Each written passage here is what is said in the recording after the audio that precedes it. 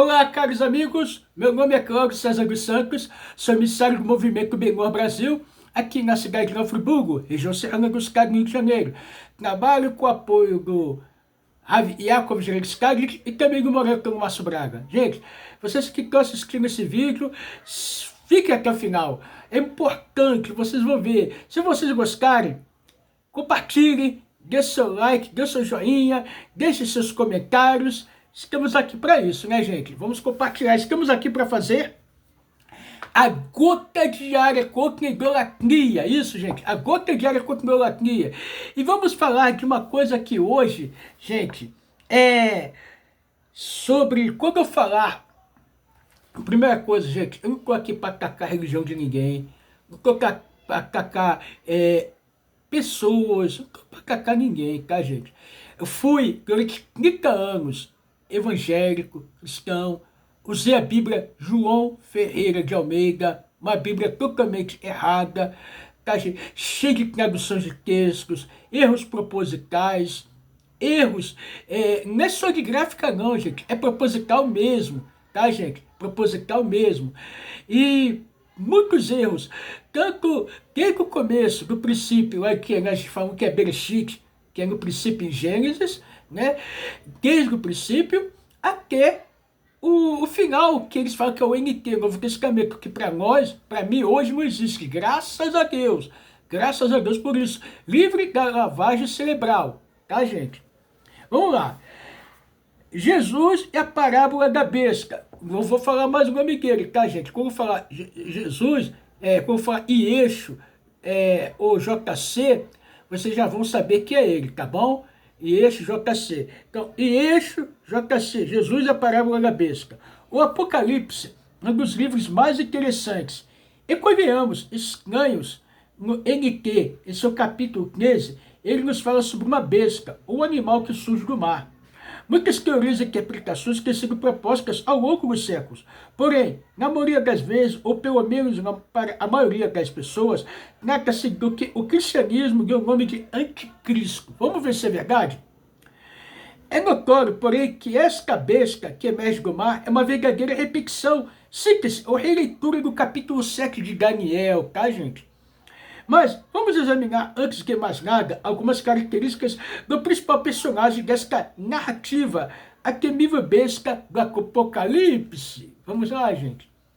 Lembrando, gente, não estou aqui para diminuir ninguém, a fé de ninguém, mas abrir os olhos, porque tem muita gente que tem medo de abrir as cortinas das janelas de sua casa, porque se abrir, ele vai ver um horizonte muito bonito, como aqui, eu moro em Friburgo. Eu abrindo as cortinas da minha casa, olho pela janela, montanhas grandes, distantes, muito longe. Você vai ver longe. E quanto você foi enganado por um sistema religioso, profano, herege e renegado, que é o cristianismo, a Bíblia João Ferreira de Almeida. Eu falo dessa Bíblia porque eu usei muito ela, tá, gente? E não adianta milagre, cura, dizer, eu tive experiência, né, vi isso e aquilo. Isso não quer dizer nada. Para Shem, isso não quer dizer nada. Porque o milagre só vai notificar que o teu caminho pode ser mais enganoso ainda, porque todo lugar faz milagre. Mas a verdade não é a realidade que você está vivendo. Vamos lá? Segundo o Apocalipse 13:2, esta besta parecia ser uma mistura de leopardo, urso e leão. Esses mesmos animais simbólicos são listados em Daniel 7, sendo que pelos comentaristas judeus medievais, eles representam pela ordem o Império Greco-Macedônio, de Alexandre Magno, tá, gente? A Pérsia de Ciro e a Babilônia de Nabucodonosor II.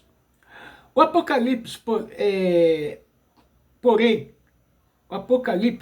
porém, não menciona o último animal da visão de Daniel, que é descrito como assombroso e indescritível. Porém, ao dizer que o dragão deu seu poder e autoridade à besta, é provável que a referência aqui seja indiretamente aquele quarto animal de Daniel 7.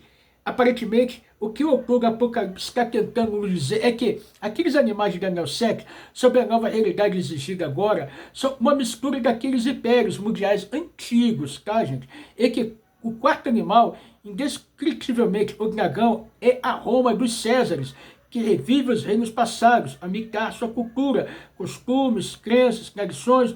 Não é novidade alguma que o Império Romano Antigo herdou muito dos impérios passados, seja da Grécia, Pérsia e Babilônia. E sendo aqui o dragão uma representação de Roma. O que o texto significa? Que a Roma Antiga conseguiria sua autoridade, esta amálgama, esta mescla que continha um pouco de tudo desses impérios passados. Por meio de Roma, essas antigas culturas pagãs sobreviveriam. Roma, de certa forma, da sua autoridade, a chancela aqueles antigos domínios, para que eles sobrevivam por meio de si mesmos. A besta mencionada em Apocalipse 13 tem 7 cabeças e 10 chifres. Biblicamente falando, cabeças são lideranças, figuras de destaques. Chifres são representação de autoridade política e religiosa. O corpo do animal no relato é de um leopardo, cuja simbologia, ao compararmos com Daniel 7, refere-se ao domínio grego, particularmente ao helenismo, movimento que sobreviveu no Oriente, mesmo após a morte de Alexandre, e ao esfacelamento do seu império. Uma dessas cabeças foi, segundo o texto, ferida de morte.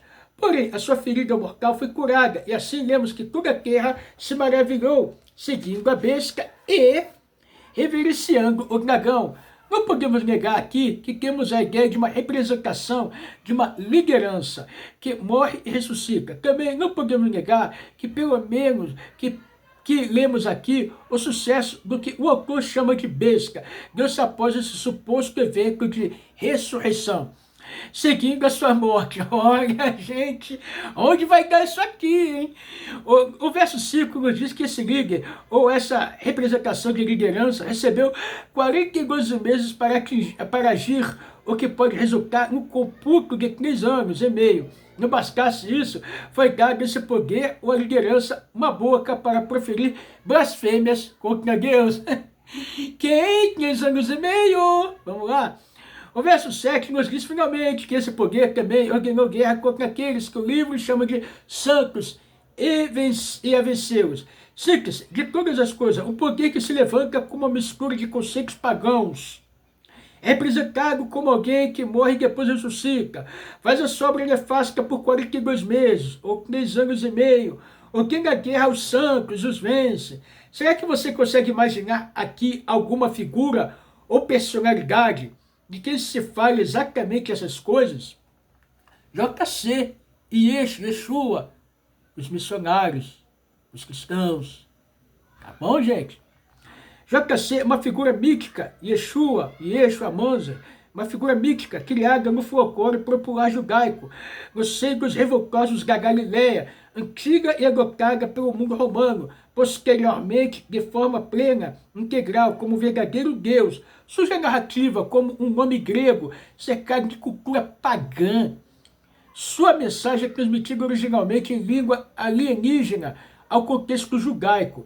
Ele é, de certa forma, a continuação das antigas ideias anti-judaicas do mundo antigo. Segue em sua obra, segundo se diz, por exatos 3 anos e meio, com PUC exato aos 42 meses. Segundo a narrativa, morre e ressuscita, ferido de morte, ferida mortal curada, fala grandes coisas e se intitula Filho de Deus, e mais, o próprio Deus, o que pode ser reputado como uma boca que profere blasfêmias. É blasfêmia mesmo, tá, gente?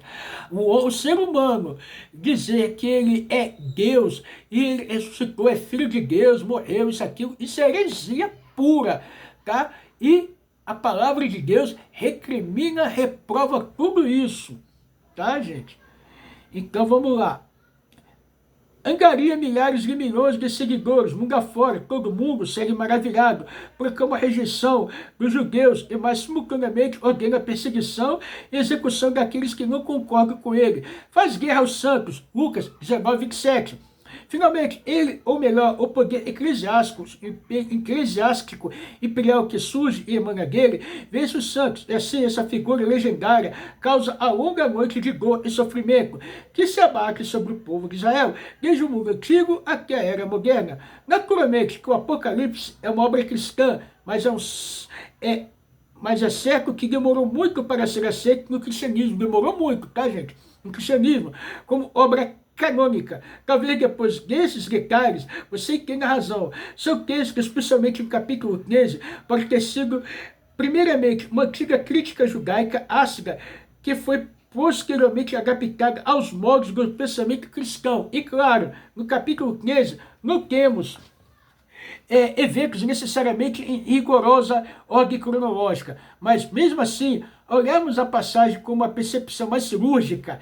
É impossível que não se veja aqui, no mínimo, para se dizer, uma paródia da suposta vida e feitos do mentor do cristianismo, Yeshua Amanzer, Yeshua, JC, como queira dizer, o bastardo, tá, gente? Leia, estude, se aprofunde, saia da lavagem cerebral, não tenha medo de ir para o inferno, não tenha medo de perder a tua salvação, como dizem, como muitos falaram para mim. Tenha coragem, como muitos estão tendo coragem. Tá, gente? Atribuir esta passagem a característica de profecia para o futuro do autor não faz sentido, porque a simbologia embasada em Daniel 7, que serve de molde para o texto do Apocalipse 13, restringe o seu sentido até no máximo, o domínio romano da Judéia. Assim sendo, é imprescindível que o texto diga respeito àquele momento histórico, o qual, curiosamente, segundo se diz, JC e Yeshua Amanzer, Yeshua teria vivido, sendo que 2 séculos depois, a própria Roma o entroniza como seu Deus Supremo, provendo guerra aos desafetos da nova religião do Estado. Quer dizer que ele foi endeusado pelo Império Romano. E quem rejeitava o Império Romano era o quê? Massacrado. Massacrado. Né?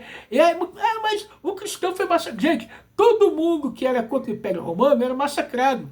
Tá? Todo mundo que era contra o Império Romano, não aceitava a doutrina romana, que era essa doutrina pagã que está sendo falado aqui, era massacrado. Qualquer uma que contrariasse. Então, gente, não vem com isso. Mas não, judeus morreram, muitos morreram, outros de outros lugares morreram. Então, gente, está aqui, estamos para falar a verdade. A verdade, né, como eles que me dizem que a verdade liberta, por que você não busca a verdade? Por que você não tem uma coragem? A coragem, ela e o estudo, o conhecimento é uma arma poderosa para nos levar do laço das armadilhas, do engano das religiões. Tudo de bom, gente. Ser monoteísta que é maravilhoso. Ficar conosco com a nossa mente no Friburgo. Temos estudos na plataforma Benua Brasil, com Raviakov. Temos também estudos na Academia de Noa. Vem ser monoteísta, vem servir a Shem, vem fazer um mundo melhor e apreciar a revelação do Mashiach, o verdadeiro Mashiach, tá? Mashiach já. Tudo de bom, gente.